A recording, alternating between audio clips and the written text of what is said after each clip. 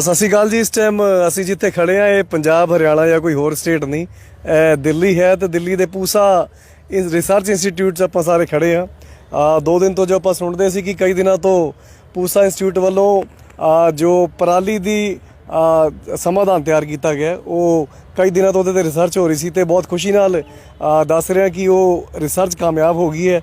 ਮੇਰੇ ਨਾਲ ਇਸ ਟਾਈਮ ਪੰਜਾਬ ਤੋਂ ਉਚੇਚੇ ਤੌਰ 'ਤੇ ਇਸ ਰਿਸਰਚ ਦੇ ਨਤੀਜੇ ਵੇਖਣ ਹਰਪਾਲ ਸਿੰਘ ਚੀਮਾ ਜੀ, MLA ਕੁਲਤਾਰ ਸਿੰਘ ਸੰਧਵਾ ਜੀ, ਅਮਨ ਅਰੋੜਾ ਜੀ, ਮੀਤ ਹੇਰ ਜੀ, ਤੇ ਬਹੁਤ ਹੀ ਖੁਸ਼ੀ ਨਾਲ ਮੈਨੂੰ ਇੰਟਰੋਡਿਊਸ ਕਰਾ ਰਿਹਾ ਮਿਸ਼ਰਾ ਜੀ, ਜੋ ਇੱਥੇ ਰਿਸਰਚ ਇੰਸਟੀਚਿਊਟ ਵਿੱਚ ਇਹ ਸਾਰਾ ਕੰਮ ਦੇਖਦੇ ਨੇ, ਨਾਲ ਉਹਨਾਂ ਦੇ ਹੋਰ ਸਾਥੀ। ਤੇ ਬਹੁਤ ਤਸੱਲੀ ਨਾਲ ਇਹਨਾਂ ਨੇ ਅੱਜ ਸਾਨੂੰ ਸਾਰੀ ਰਿਸਰਚ ਦੇ ਬਾਰੇ ਸਮਝਾਇਆ। ਮੈਂ ਚਾਹੁੰਦਾ ਆਪਣਾ ਐਕਸਪੀਰੀਅੰਸ ਸਾਰੇ 1-1 ਮਿੰਟ ਲਾ ਕੇ ਸ਼ੇਅਰ ਕਰਨਗੇ। ਤੇ ਉਸ ਤੋਂ ਬਾਅਦ ਧੰਨਵਾਦ ਜਿੱਥੇ ਦਿੱਲੀ ਸਰਕਾਰ ਦਾ ਕਰਦੇ ਆ, ਅਰਵਿੰਦ ਕੇਜਰੀਵਾਲ ਜੀ ਦਾ ਕਰਦੇ ਆ, ਜਿਨ੍ਹਾਂ ਨੇ ਦਿੱਲੀ ਦੇ ਖੇਤਾਂ ਵਿੱਚ ਇਸ ਐਕਸਪੈਰੀਮੈਂਟ ਨੂੰ ਅੱਗੇ ਵਧਾਇਆ। ਤੇ ਸਭ ਤੋਂ ਪਹਿਲਾਂ ਧੰਨਵਾਦ ਪੂਸਾ ਇੰਸਟੀਚਿਊਟ ਦੇ ਸਾਰੇ ਲੋਕਾਂ ਦਾ ਬਣਦਾ, ਜਿਨ੍ਹਾਂ ਨੇ ਇਸ ਟੈਕਨੋਲੋਜੀ ਨੂੰ ਜੋ ਲੈ ਕੇ ਆਏ ਨੇ। ਤੇ ਚੀਮਾ ਜੀ ਤੋਂ ਸ਼ੁਰੂ ਕਰਦੇ ਆ। ਕਿੱਦਾਂ ਚੀਮਾ ਜੀ ਤੁਹਾਨੂੰ ਲੱਗਿਆ, ਆਪਣਾ ਐਕਸਪੀਰੀਅੰਸ ਸਾਂਝਾ ਕਰੋ। ਦੇਖੋ, ਅੱਜ ਅਸੀਂ ਪੂਸਾ ਇੰਸਟੀਚਿਊਟ ਵਿੱਚ ਆਏਆਂਗੇ, ਦੇਖਿਆ ਕਿਸ ਤਰ੍ਹਾਂ ਇਹਨਾਂ ਨੇ ਬਾਇਓ ਕੰਪੋਜ਼ਰ ਤਿਆਰ ਕੀਤਾ ਹੈਗਾ। ਜਿਹੜੀ ਪਰਾਲੀ ਪੂਰੇ ਦੇਸ਼ ਸਾੜੀ ਜਾਂਦੀ ਆ, ਜਿਸ ਪਰਾਲੀ ਨੂੰ ਪੂਰੇ ਦੇਸ਼ ਦੇ ਵਿੱਚ ਅੱਗ ਲਾਇਆ ਜਾਂਦਾ ਹੈਗਾ, ਉਸ ਪਰਾਲੀ ਨੂੰ ਖੇਤ ਦੇ ਵਿੱਚ ਹੀ ਉਸ ਘੋਲ ਦੇ ਨਾਲ ਕਿਵੇਂ ਨਸ਼ਟ ਕਰਨਾ ਗਾ, ਉਸ ਨਸ਼ਟ ਨਹੀਂ ਕਰਨਾ, ਉਸ ਨੂੰ ਖਾਦ ਦੇ ਰੂਪ ਵਿੱਚ ਕਿਵੇਂ ਤਬਦੀਲ ਕਰਨਾ, ਆ ਕੇ ਦੇਖਿਆ ਬਹੁਤ ਅੱਛਾ ਲੱਗਿਆ। ਸਾਰੇ ਵਿਗਿਆਨੀ ਜਿਹੜੇ ਹੈਗੇ ਨੇਗੇ ਇਸ ਇੰਸਟੀਚਿਊਸ਼ਨ ਦੇ, ਜਿਹੜੇ ਵਿਗਿਆਨੀ ਨੇਗੇ, ਉਹਨਾਂ ਨੇ ਦੱਸਿਆ ਕਿ ਕਿਵੇਂ ਬੜੇ ਆਸਾਨੀ ਤਰੀਕੇ ਦੇ ਨਾਲ ਬੜੇ ਘੱਟ ਰੇਟ ਤੇ ਬਹੁਤ ਸਸਤੇ ਰੇਟਾਂ ਦੇ ਉੱਤੇ ਘੋਲ ਤਿਆਰ ਹੁੰਦਾ ਗਾ, ਔਰ ਜ਼ਮੀਨ 'ਚ ਪਾ ਕੇ ਉਹ ਜਿਹੜੀ ਜ਼ਮੀਨ ਦੀ ਉਪਜਾਊ ਸ਼ਕਤੀ ਵੀ ਵਧਾਈ ਜਾ ਸਕਦੀ ਆ। ਸੋ ਬਹੁਤ ਅੱਛਾ ਲੱਗਿਆ, ਕਿਉਂਕਿ ਅਸੀਂ ਇਹ ਜਿਹੜਾ ਤਜਰਬਾ ਇੱਥੋਂ ਲਿਆ ਗਾ, ਜਿਹੜਾ ਮੈਂ ਸਮਝਦਾ ਦਿੱਲੀ ਸਰਕਾਰ ਤੇ ਇਸ ਇੰਸਟੀਚਿਊਸ਼ਨ ਦੇ ਜਿਹੜੇ ਯਤਨਾਂ ਸਦਕੇ ਹੋਇਆ ਗਾ, ਇਸ ਜਿਹੜਾ ਤਜਰਬੇ ਨੂੰ ਅਸੀਂ ਪੰਜਾਬ 'ਚ ਲੈ ਕੇ ਜਾਵਾਂਗੇ, ਔਰ ਪੰਜਾਬ ਸਰਕਾਰ ਨੂੰ ਬੇਨਤੀ ਕਰਾਂਗੇ ਕਿ ਇਸ ਤਰ੍ਹਾਂ ਦੀ ਜਿਹੜੀ ਆ ਰਿਸਰਚ ਨੂੰ ਹੋਰ ਅੱਗੇ ਵਧਾਇਆ ਜਾਵੇ, ਔਰ ਪੰਜਾਬ 'ਚ ਲਾਗੂ ਕੀਤਾ ਜਾਵੇ।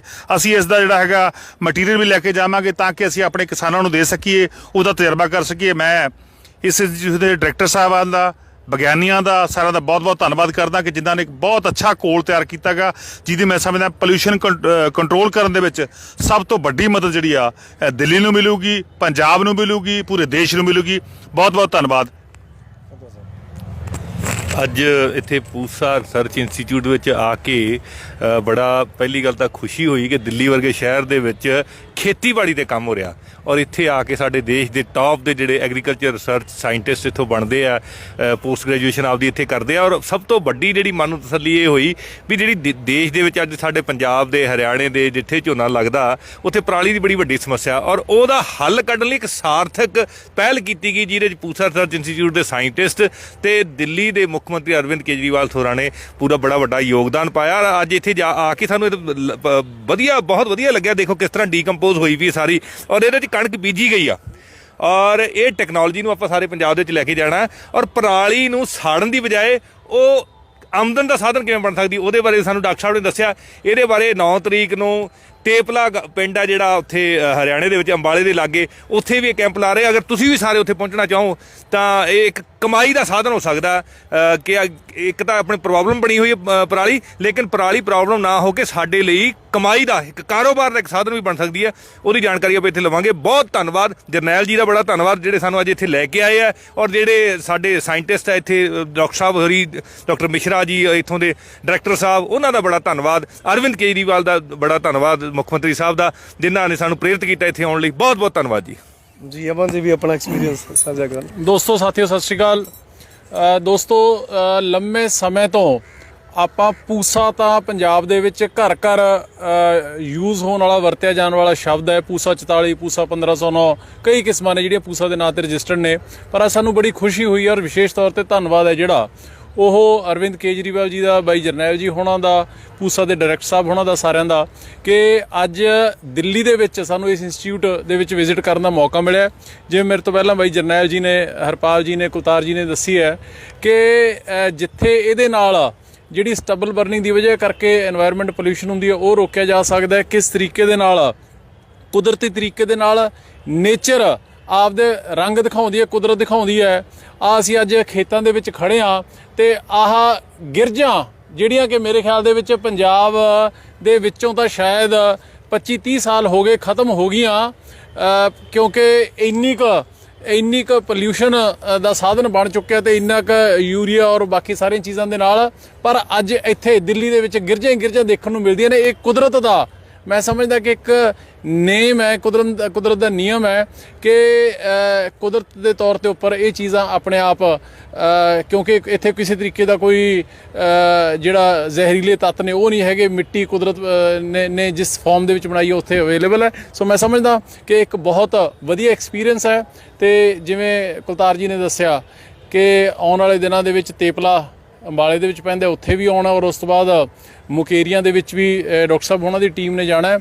आप सारे उत्थे पहुँच के देखिए, सीखिए, समझिए ते नाल ही आपदी गुरु साहब ने कहा सीगा पवन गुरु पानी पिता माता धरत महत, ते अनफॉर्चुनेटली बदकिस्मती दे नाल ये तिन्ने चीज़ां ने जिहड़ियां ਆਪਾਂ ਪੰਜਾਬੀਆਂ ਨੇ ਕਹਿ ਕੇ ਤਾਂ ਆਪਣੇ ਗੁਰੂ ਸਾਹਿਬ ਗਏ ਸੀਗੇ, ਪਰ ਆਪਾਂ ਇਹਨਾਂ ਨੂੰ ਗੰਧਲਾ ਕਰ ਲਿਆ ਤੇ ਹੁਣ ਮੇਰੇ ਖਿਆਲ ਦੇ ਵਿੱਚ ਸਮਾਂ ਆ ਗਿਆ ਕਿ ਆਪਾਂ ਇਹਨਾਂ ਨੂੰ ਸਾਂਭਣ ਵਾਲੇ ਪਾਸੇ ਚੱਲੀਏ। ਤੇ ਅੱਜ ਇੰਨੀ ਕੁ ਟੈਕਨੋਲੋਜੀ ਡਾਕਟਰ ਸਾਹਿਬ ਹੁਣੀ ਡਿਵੈਲਪ ਕਰ ਚੁੱਕੇ ਨੇ ਕਿ ਇਹ ਫਰਜ਼ ਨਿਭਾਉਣ ਦੇ ਨਾਲ ਨਾਲ एनवायरमेंट ਨੂੰ ਵਾਤਾਵਰਨ ਨੂੰ ਸਾਂਭਣ ਦੇ ਨਾਲ ਨਾਲ ਇਹ ਇੱਕ ਕਮਾਈ ਦਾ ਚੰਗਾ ਜ਼ਰੀਆ ਵੀ ਬਣ ਸਕਦਾ ਹੈ। ਸੋ ਇਸ ਕਰਕੇ ਮੈਂ ਸਮਝਦਾ ਕਿ ਬਹੁਤ ਅੱਜ ਸਾਡੇ ਲਈ ਵੀ ਆਈ ਓਪਨਰ ਹੈ ਇੱਥੇ ਪਹੁੰਚ ਕੇ, ਤੇ ਤੁਹਾਨੂੰ ਵੀ ਬੇਨਤੀ ਹੈ ਕਿ ਤੁਸੀਂ ਵੀ ਸਾਰੇ ਜਿਹੜੇ ਆਉਣ ਵਾਲੇ ਦਿਨਾਂ ਦੇ ਵਿੱਚ ਆਪਦੇ ਸ਼ੋਅ ਪੰਜਾਬ ਦੇ ਵਿੱਚ ਔਰ ਹਰਿਆਣਾ ਦੇ ਵਿੱਚ ਕਰਨ ਡਾਕਟਰ ਸਾਹਿਬ ਉਹਨਾਂ ਨੇ ਉੱਥੇ ਵਿਜ਼ਿਟ ਕਰਕੇ ਆਪਾਂ ਇਹਨਾਂ ਤੋਂ ਜਾਣਕਾਰੀ ਲਈਏ ਤੇ ਆਪਾਂ ਇਸ ਰਾਹ ਚੱਲੀਏ। ਬਹੁਤ ਬਹੁਤ ਧੰਨਵਾਦ। ਵਾਹਿਗੁਰੂ ਜੀ ਕਾ ਖਾਲਸਾ, ਸ਼੍ਰੀ ਵਾਹਿਗੁਰੂ ਜੀ ਕੀ ਫਤਿਹ। देखो मैं समझदा कि जिहड़े पूसा इंस्टीट्यूट के डायरैक्टर ने सारे साडे सत्कारयोग साइंटिस्ट साहबान ने सारे वधाई दे पात्र है, क्योंकि जिवें मेरे साथियों ने दस्सिया कि जिहड़ी चीज़ धरती चों पैदा हुई, जिहड़ी पराली उहनूं कुदरती तरीके नाल ही धरती दे विच जिहड़ा इन्हां ने दुबारा मिलाया। इहदे नाल जिहड़े जरूरी तत्त ने जिहड़े साडी धरती नूं चाहीदे वो भी जिहड़े नास नहीं हुंदे, क्योंकि साडे आम तौर पर क्योंकि जो पराली वड्डी समस्या सारे नॉर्थ इंडिया दे विच बनी हुई है, जदों उहनूं अग लाउने आ तां असीं जिहड़े कुदरती तत्त ने वो भी मर जांदे आ ते नाले कैमीकल दे नाल साडी जिहड़ी धरती है वो भी जिहड़ी है बर्बाद हो रही है। सो ये कोई जिहड़ा इन्हां ने घोल तैयार कीता, कोई कैमीकल नहीं, कुदरती तरीके नाल जिहड़ी पराली है उहनूं डीकंपोज जिहड़ा वो कीता जांदा हैगा। सो साडीआं सारीआं सरकारां नूं चाहीदा है कि जिहड़ी ये वड्डी समस्या तुसीं ਜਿਹੜਾ ਇੱਦਾਂ ਦਾ ਜਿਹੜੇ ਜ਼ਿਮੀਂਦਾਰ ਹੈ ਉਹਨਾਂ ਤੇ ਪ੍ਰੈਸ਼ਰ ਪਾਉਣ ਦੀ ਬਜਾਏ, ਉਹਨਾਂ ਤੇ ਫਾਈਨ ਪਾਉਣ ਦੀ ਬਜਾਏ ਸਾਰੀਆਂ ਸਰਕਾਰਾਂ ਨੂੰ ਮੈਂ ਵਧਾਈ ਦਿੰਦਾ, ਦਿੱਲੀ ਸਰਕਾਰ ਨੂੰ ਜਿਹੜੀ ਇਹਨਾਂ ਦੀ ਜਿਹੜੀ ਖੋਜ ਕੀਤੀ ਹੈ ਜਿਹੜੀ ਪੂਸਾ ਨੇ ਉਹਨੂੰ ਕਿਸਾਨਾਂ ਤੱਕ ਲੈ ਕੇ ਜਾ ਰਹੀ ਹੈ ਤੇ ਕਿਸਾਨਾਂ ਨੂੰ ਉਹਦਾ ਫਾਇਦਾ ਪਹੁੰਚਾ ਰਹੀ ਹੈ ਤੇ ਪੋਲੂਸ਼ਨ ਨੂੰ ਵੀ ਜਿਹੜਾ ਕੰਟਰੋਲ ਕਰਨ 'ਚ ਵੱਡਾ ਯੋਗਦਾਨ ਪਾ ਰਹੀ ਹੈ। ਸੋ ਸਾਰੀਆਂ ਹੀ ਜਿਹੜੀਆਂ ਸਰਕਾਰਾਂ ਨੇ, ਭਾਵੇਂ ਪੰਜਾਬ ਸਰਕਾਰ ਹੈ, ਸਾਰਿਆਂ ਨੂੰ ਇਨੀਸ਼ੀਏਟਿਵ ਲੈ ਕੇ ਕਿਸਾਨਾਂ ਨੂੰ ਜਾਗਰੂਕ ਵੀ ਕਰਨਾ ਚਾਹੀਦਾ ਤੇ ਕਿਸਾਨਾਂ ਦੀ ਮਦਦ ਵੀ ਕਰਨੀ ਚਾਹੀਦੀ ਹੈ, ਤਾਂ ਕਿ ਜਿਹੜੀ ਜਿਵੇਂ ਦਿੱਲੀ 'ਚ ਇਸ ਚੀਜ਼ ਦਾ ਜਿਹੜਾ ਮਤਲਬ ਕਿ ਪਰਾਲੀ ਨੂੰ ਬਿਨਾਂ ਅੱਗ ਲਾਏ ਜਿਹੜਾ ਡੀਕੰਪੋਜ਼ ਕੀਤਾ ਜਾਂਦਾ, ਆਉਣ ਵਾਲੇ ਸਮੇਂ 'ਚ ਪੰਜਾਬ 'ਚ ਵੀ ਜਿਹੜਾ ਹਰਿਆਣੇ 'ਚ ਵੀ ਇਸੇ ਤਰ੍ਹਾਂ ਡੀਕੰਪੋਜ਼ ਕਰਕੇ ਨਾਲੇ ਸਾਡੀ ਧਰਤੀ ਨੂੰ ਬਚਾਇਆ ਜਾ ਸਕੇ, ਨਾਲੇ ਸਾਡੀ ਲੋਕਾਂ ਦੀ ਜਿਹੜੀ ਹੈ ਸਿਹਤ ਨੂੰ ਬਚਾਇਆ ਜਾ ਸਕੇ। ਸੋ ਮੈਂ ਵਧਾਈ ਦਿੰਦਾ ਤੇ ਉਮੀਦ ਕਰਦਾ ਕਿ ਸਾਡੇ ਜਿਹੜੇ ਪੰਜਾਬ ਦੇ ਕਿਸਾਨ ਨੇ ਉਹ ਵੀ ਜਿਹੜੇ ਸਾਡੇ ਸਾਇੰਟਿਸਟ ਦਿਨ ਰਾਤ ਮਿਹਨਤ ਕਰ ਰਹੇ ਆ ਸਾਡੇ एनवायरमेंट ਨੂੰ ਸਾਫ਼ ਸੁਥਰਾ ਰੱਖਣ ਲਈ, ਇਹਦੇ ਲਈ ਆਪਾਂ ਸਾਰੇ ਰਲ ਮਿਲ ਕੇ ਸਾਥ ਦੇਵਾਂਗੇ। ਪੂਸਾ ਰਿਸਰਚ ਇੰਸਟੀਚਿਊਟ ਤੋਂ ਸਾਡੇ ਨਾਲ ਮਿਸ਼ਰਾ ਜੀ ਨੇ, ਜੋ ਆਪ ਸਾਇੰਟਿਸਟ ਨੇ ਤੇ ਜਿਨ੍ਹਾਂ ਨੇ ਬਹੁਤ ਤਰੀਕੇ ਨਾਲ ਸਾਰਾ ਸਾਨੂੰ ਦੱਸਿਆ। ਮਿਸ਼ਰਾ ਜੀ ਜ਼ਰੂਰ ਸਾਨੂੰ ਹੋਰ ਕੁਝ ਗਿਆਨ ਦੀ ਗੱਲਾਂ ਦੱਸ ਸਕਦੇ ਨੇ। ਮਿਸ਼ਰਾ ਜੀ, पहले तो मैं आप सभी महानुभावों का संस्थान की तरफ से स्वागत करता हूं। हमारे निदेशक महोदय से आपकी मुलाकात हुई और ढेर सारी बातें डिस्कस हुई टेक्नोलॉजी के बारे में। पूसा संस्थान का बहुत बड़ा योगदान है देश की एग्रीकल्चर में। इसे हम हरित क्रांति की जननी कहते हैं। यहाँ से हरित क्रांति जो है न शुरू हुई। जितने बड़े बड़े वैज्ञानिक के नाम आप सुने होंगे सब यहीं छात्र रहे, छात्र होकर के वैज्ञानिक रहे। 116 साल पुराना इतिहास है इसका और हमें गर्व महसूस होता है कि हम इस संस्थान से जुड़े हैं। और इस संस्थान का पंजाब की कृषि के लिए भी बहुत बड़ा योगदान है, बहुत शुरू से। और जैसा हमारे मित्र बता रहे थे कि पूसा 44, पूसा 1509 और ढेर सारी ऐसी वेराइटीज़ हैं जो बहुत पॉपुलर है पंजाब में। और हम लोग भी पंजाब के किसानों से बहुत जुड़े हुए हैं और बहुत कुछ सीखे उनसे। तो पंजाब के किसानों को और आप सबको हम धन्यवाद देते हैं। जहाँ तक पराली का सवाल है, ये एक बहुत बड़ा मिनास बना हुआ है। पराली के बारे में हमारा नारा है कि जलाइए नहीं गलाइए। तो पराली को जलाना नहीं है, पराली को। जहाँ हम खड़े हैं इस पूरी एरिया में धान था, हमारा धान की फसल हमारे मित्र ज्ञानेंद्र सिंह जी हैं, जो इस पूरे सीड प्रोडक्शन यूनिट के इंचार्ज हैं, जो इसको देखते हैं। बहुत मेहनती और बहुत ही कर्मठ साइंटिस्ट हैं। तो ये हम लोगों ने, निदेशक महोदय ने डिसाइड किया कि किसानों को बताने के पहले अपना भी करके देखो। तो अपनी फील्ड में सबसे पहले ये पूरी फील्ड जितनी है, धान की जितनी क्षेत्र है, उसमें सब में पूसा डिकम्पोजर, जो वैसे बताया गया कि ये कल्चर है, ये रसायन नहीं है, ये माइक्रोबियल कल्चर है, बिल्कुल नैसर्गिक है, बिल्कुल जो है ना ऑर्गेनिक है। और इसको लगा करके, और जो जैसे बताया गया कि इसका आपको तरीके बताए गए, हम डिस्कस कर रहे थे आपसे कि कैसे आपको 4 कैप्सूल हैं, उन 4 कैप्सूल से आप 1 हेक्टेयर के लिए पूरा छिड़काव के लिए वो सफिशिएंट है। उनसे उनका छिड़काव करके फिर रोटावेटर हमारे सभी किसानों के पास है। रोटावेटर एक बार चलाना है और उसके बाद एक हल्का पानी दे देना है, और ये 20-25 दिन वेट करिए। 20-25 दिन में ये ऐसी स्थिति हो जाएगी कि आपके बुआई लायक हो जाएगी। किसान भाई कई बार हमें कहते हैं, वैसे भी अपनी तरफ से करते हैं। मेरा ये कहना है कि बिना डिकम्पोजर डाले भी आपने देखा होगा कि निकालते हैं, समाधान करते हैं, गलती है कुछ हद तक, लेकिन कंपोस्ट की क्वालिटी जो होगी जब आप डिकम्पोजर डाल के देखोगे तो दूसरी होगी। ये सारी चर्चा हो चुकी है कि पॉल्यूशन तो का कंट्रोल तो होगा ही, लेकिन मृदा स्वास्थ्य, जो ज़मीन का स्वास्थ्य है, वो एक बहुत बड़ा चैलेंज है। उसका जो भौतिकी है, उसका जो रासायनिक गुण है, और जो उसके बायोलॉजिकल गुण है, जैविक गुण है, वो तीनों को मिलके जो है ज़मीन का स्वास्थ्य बनता है। तो इससे आप देखेंगे कि आपका नाइट्रोजन, फास्फोरस और पोटास ये जो डालते हैं आप, उसमें भी कमी आएगी, उसको कम डालना पड़ेगा। ऑर्गेनिक कंटेंट की बात हम कहते हैं कि ये ज़मीन में कम होता जा रहा है। पिछले कई सालों से जो ग्रीन रिवोल्यूशन के बाद ढेर सारा फर्टिलाइज़र की बातें चलती रही ना, तो हमारे पास अभी इसके मृदा स्वास्थ्य में एक ऑर्गेनिक कंटेंट की बातों का ये सीधे उसमें जा कर के मिल रहा है। और जहाँ तक पॉल्यूशन कंट्रोल की बात है, वो होगा। दूसरी बातें, जैसे अभी बात हुई कि तेपला में हम 9 तारीख को मिलेंगे, हमारा यही कहना है कि वेस्ट टू वेल्थ, ये इसको बेस्ट न मानो, इसको धन में कन्वर्ट करो। तो हमारी वहाँ पर चर्चा होगी। 9 तारीख को हमारे निदेशक महोदय भी जा रहे हैं। पूरा IRI ने एक बहुत बड़ा वहाँ पर प्लांट लगाया है।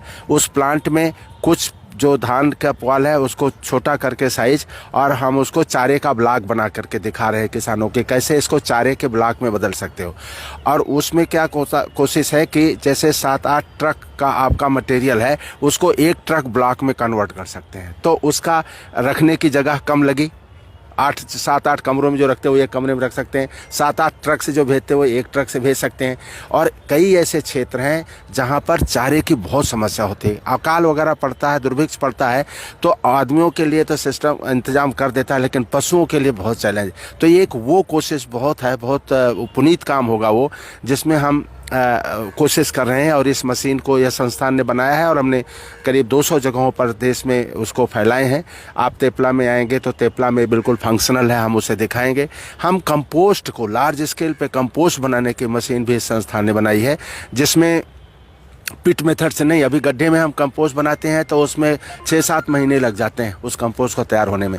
हम जो यहाँ बात कर रहे हैं उसको विंड्रो मेथड से एक ढेर बना करके लंबा, और उसमें जो हमारा यहाँ पर कंपोस्ट के लिए यहाँ पर भी हमारा जो क्या कहते हैं कल्चर है माइक्रोबायोलॉजी के, उस कल्चर को अप्लाई करते हैं। और एक मशीन बनाए हैं, वो 3 बार उस पूरे सीजन में उसके टर्निंग मिक्सिंग करते हैं, और उसके बाद कंपोस्ट तैयार हो जाती है।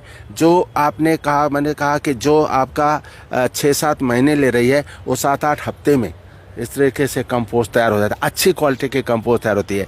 फिर एक सीविंग मशीन है, उससे मतलब उससे छान करके जो फालतू का उसे पत्थर इस तरह की चीज़ हटा दे, अच्छी क्वालिटी करके बैग में पैक करके उसको किसान भाई बेच सकते हैं। जैसे आप चर्चा कर रहे थे, हमारे बता रहे थे आप लोग कि उसको कैसे कमाई का साधन बनाया जाए, तो उसमें कर सकते हैं। बाकी पंजाब में और एक्सपेरिमेंट चल ही रहे हैं, जो उसको विद्युत उत्पादन के लिए या दूसरे उसमें आपका ढेर सारी जगहों पे आपने देखा हुआ कि बेलर मशीन चलती हैं, और वो बहुत पॉपुलर हुआ। वहाँ हमने ये बेलर मशीन, और तो ये इतना ज़्यादा बायोमास पैदा होता है कि हम समझते हैं कि हर एक सोल्यूशन जो है ना, एक बास्केट ऑफ सोल्यूशन लेकर के किसान को देना है। उसे कहते भैया चुन लीजिए कौन सी चीज़ आप चाहते हो, उसके हिसाब से ये जो वाला सिंपल सोल्यूशन है, इस सिंपल सोल्यूशन को अपनाना है, बाकी सब चीज़ें देखनी है। और मैं समझता हूँ कि जो हमारा अनुरोध है कि भैया जलाइए नहीं गलाइए, आप फेंकिए नहीं, उसको वेस्ट मत मानिए, वेल्थ में कन्वर्ट करिए, धन में कन्वर्ट करिए। और ये बात सबको समझ में आ चुकी है कि खेती ही एक जो है ना मुख्य जरिया बनने जा रहा है राष्ट्र की जो अर्थव्यवस्था का। इसलिए भी ये सब चीज़ें बहुत ज़रूरी हैं कि हम जा कर के किसानों के साथ मिलकर, और मुझे बहुत खुशी है कि आप सभी को किसानों की इतनी चिंता है। देखिए दिल्ली में उतनी लैंड नहीं है, लेकिन फिर भी ये एक बड़ा मैसिव प्लान चलाया गया कि नहीं, हम सारे किसानों को जो है ना पराली उनकी जितनी है करीब 2000 एकड़ में दिल्ली में ना, जो क्या कहते हैं, जहाँ पर हमारा ये एक्सपेरिमेंट चला, और जो दिल्ली सरकार के जो अधिकारी थे उनके साथ साथ हमारी टीम हर जगह गई।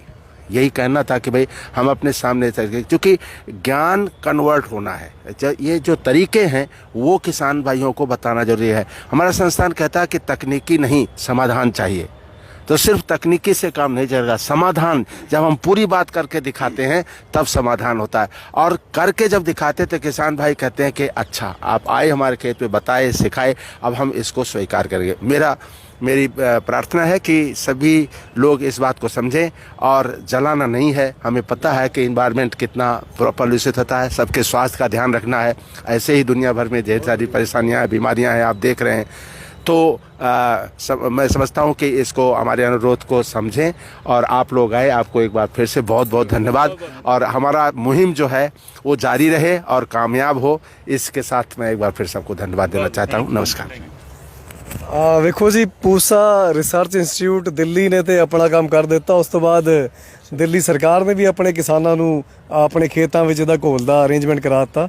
ਜ਼ਿੰਮੇਵਾਰੀ ਸਾਰਿਆਂ ਦੀ ਬਣਦੀ ਏ, ਸਾਰੀ ਸਰਕਾਰਾਂ ਦੀ ਬਣਦੀ ਏ, ਪਰ ਆਪਾਂ ਆਮ ਆਦਮੀ ਪਾਰਟੀ ਵੱਲੋਂ ਪੂਰੀ ਕੋਸ਼ਿਸ਼ ਕਰਾਂਗੇ ਕਿ ਪੰਜਾਬ ਦੇ ਹਰ ਕਿਸਾਨ ਨੂੰ ਮੁਹੱਈਆ ਕਰਾਇਆ ਜਾ ਸਕੇ। ਇੱਕ ਵਾਰ ਫਿਰ ਤੋਂ ਪੂਸਾ ਰਿਸਰਚ ਇੰਸਟੀਚਿਊਟ ਦੇ ਡਾਇਰੈਕਟਰ ਸਾਹਿਬ ਦਾ, ਮਿਸ਼ਰਾ ਜੀ ਦਾ, ਗਿਆਨੇਂਦਰ ਜੀ ਦਾ ਜੋ ਇਹ ਸਾਰਾ ਪ੍ਰੋਜੈਕਟ ਵੇਖ ਰਹੇ ਨੇ, ਸਾਰਿਆਂ ਦਾ ਬਹੁਤ ਬਹੁਤ ਧੰਨਵਾਦ। ਵਾਹਿਗੁਰੂ ਜੀ ਕਾ ਖਾਲਸਾ, ਵਾਹਿਗੁਰੂ ਜੀ ਕੀ ਫਤਿਹ।